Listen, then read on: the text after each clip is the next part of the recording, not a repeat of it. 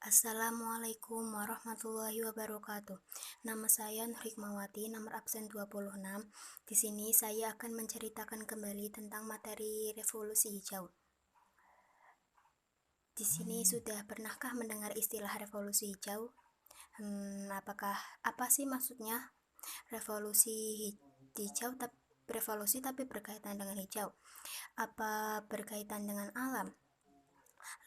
Apa itu revolusi hijau? Bagaimana revolusi hijau itu bermula? Terus, bagaimana revolusi hijau bermula di Indonesia? Seperti apa penerapan revolusi hijau di Indonesia? Yang pertama, intensifikasi pertanian. Yang kedua, ekstensifikasi pertanian. Yang ketiga, diversifikasi pertanian. Yang keempat, mekanisasi pertanian. Yang kelima, rehabilitasi pertanian. Terus, apa sih dampak dari adanya revolusi hijau? Apa itu revolusi hijau? Revolusi hijau merupakan usaha untuk mengembangkan teknologi pertanian yang terjadi peningkatan produktivitas dalam hal pangan. Hal ini didorong oleh pertumbuhan angka penduduk yang harus diiringi pula dengan peningkatan pangan. Revolusi hijau lebih berfokus pada serealia alias tanaman biji-bijian seperti gandum, padi, jagung, dan lainnya. Lalu pada revolusi hijau, pertanian yang tadinya bersifat tradisional akan diubah menjadi pertanian dengan sistem yang menggunakan teknologi terkini supaya bisa optimal. Dari di sini tentu dapat diketahui bahwa tujuan revolusi hijau sebetulnya juga demi terpenuhinya industrialisasi ekonomi nasional. Dengan revolusi hijau, ketergantungan petani pada cuaca dan alam akan berkurang karena adanya peningkatan ilmu pengetahuan dan teknologi. Lalu bagaimana revolusi hijau bermula? Penggagas revolusi hijau ialah hasil penelitian serta tulisan Thomas Robert Malthus pada tahun 1766 sampai 1834. Di sana Malthus berpendapat bahwa masalah kemiskinan adalah keseimbangan antara pertumbuhan penduduk yang berjalan lebih cepat mengikuti deret ukur dan peningkatan produksi pangan yang lebih lambat mengikuti deret hitung. Menyadari hal ini, sebagian masyarakat Eropa berupaya untuk mengendalikan kecepatan pertumbuhan penduduk sekaligus melakukan penelitian untuk menemukan bibit unggul agar dapat menambah jumlah produksi pangan. Usaha ini dilakukan demi mengatasi masalah kala itu kemiskinan. Lalu Perang Dunia I dan revolusi industri telah mengubah banyak lahan pertanian menjadi area perang dan lahan industri. Lalu bagaimana sih revolusi hijau bermula di Indonesia? Revolusi hijau mulai dicobanya di Indonesia pada zaman Orde Baru, tepatnya dalam program pembangunan kabinet. Pada saat itu, Kabinet Ampera memiliki tugas untuk memperbaiki kehidupan rakyat, terutama dalam hal sandang dan pangan.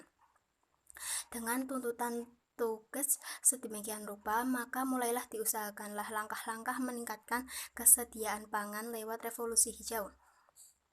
Bahkan lewat upaya yang dilakukan ini, Indonesia juga pernah berhasil bersuasembada beras selama 5 tahun, yaitu dari tahun 1984 sampai 1989. Meskipun sayangnya swasembada ini tidaklah permanen. Seperti apa penerapan revolusi hijau di Indonesia? Ada 4 hal penting yang diterapkan pada revolusi hijau di Indonesia. Pertama, adanya sistem irigasi untuk penyediaan air. Kedua, penggunaan pupuk secara optimal. Yang ketiga, menggunakan pestisida yang menyesuaikan tingkat serangan hama. Terus yang terakhir, penggunaan bahan tanam berkualitas berupa varietas unggul. Di Indonesia, pemerintah punya berbagai cara untuk mendorong revolusi hijau.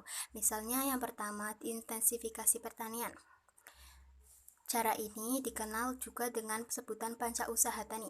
Cara pertama ini meliputi pemilihan bibit unggul, pengolahan tanah secara baik, pemupukan pemupukan, irigasi, hingga pemberantasan terhadap hama. Yang kedua, ekstensifikasi pertanian. Cara ini adalah dengan memerluas lahan dengan membuka lahan-lahan baru.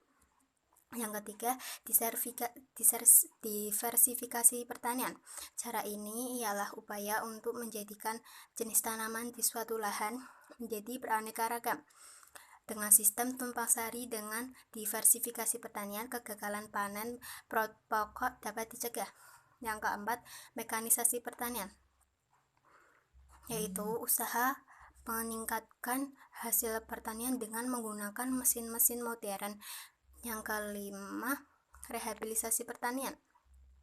Cara ini merupakan upaya dalam memulihkan produktivitas yang kritis atau dapat membahayakan kondisi lingkungan. Terus, apa saja sih dampak dari adanya revolusi hijau? Yang berikut saya akan menceritakan dampak positif pelaksanaan revolusi hijau di Indonesia. Yang pertama, ditemukannya bibit unggul. Yang kedua, masalah kekurangan pangan dapat teratasi secara baik, bahkan bersuasembada. Yang ketiga, produk yang semula terbatas sekarang dapat ditegakkan hasilnya. Yang keempat, hasil panen dan harga penjualan yang baik, maka petani meningkatkan kesejahteraannya. Yang kelima, sektor pertanian mampu menjadi pilar penyangga perekonomian Indonesia.